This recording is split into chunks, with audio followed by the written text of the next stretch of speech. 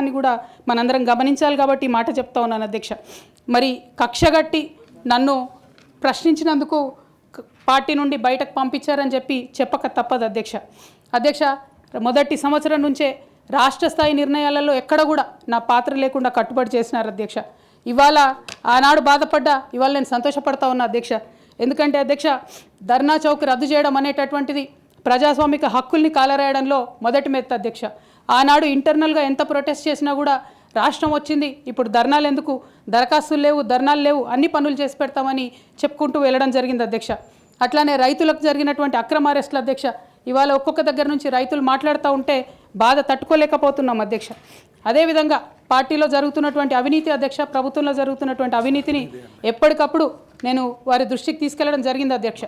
అమరజ్యోతి నుంచి మొదలు పెట్టుకుంటే అధ్యక్ష, అంబేద్కర్ విగ్రహం దగ్గర నుంచి మొదలు పెట్టుకుంటే అధ్యక్ష, సెక్రటేరియట్ నుంచి మొదలు పెట్టుకుంటే అధ్యక్ష, కలెక్టరేట్లలో కూడా తీరని అవినీతి జరిగిన మాట ముమ్మాటికి వాస్తవం అధ్యక్ష.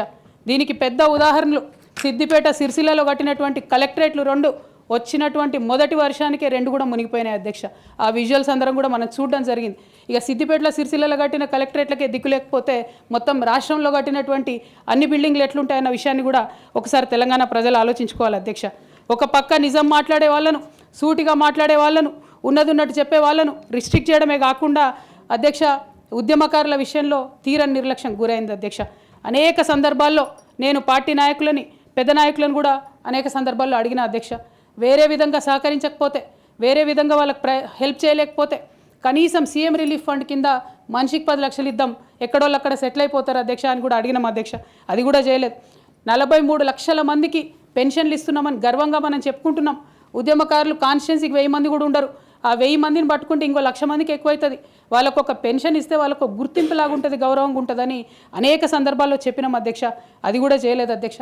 69లో పనిచేసినటువంటి ఉద్యమకారులు వాళ్ళ స్ఫూర్తిని తీసుకొనే మనం ముందుకెళ్ళినామని మనం చెప్పుకున్నాం అధ్యక్ష.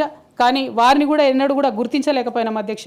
అదేవిధంగా విద్య విషయంలో అధ్యక్ష, మన మెయిన్ ట్యాగ్ లైన్ నీళ్లు, నిధులు, నియామకాలు అనేటటువంటి మన మెయిన్ ట్యాగ్ లైన్ ఏదైతే ఉంటుందో అధ్యక్ష, అన్నిటినీ కూడా గండు కొట్టుకుంటూ పోయినాం అధ్యక్ష. విద్య విషయంలో, నియామకాల విషయంలో, అన్ని విషయాల్లో అదే జరిగింది అధ్యక్ష.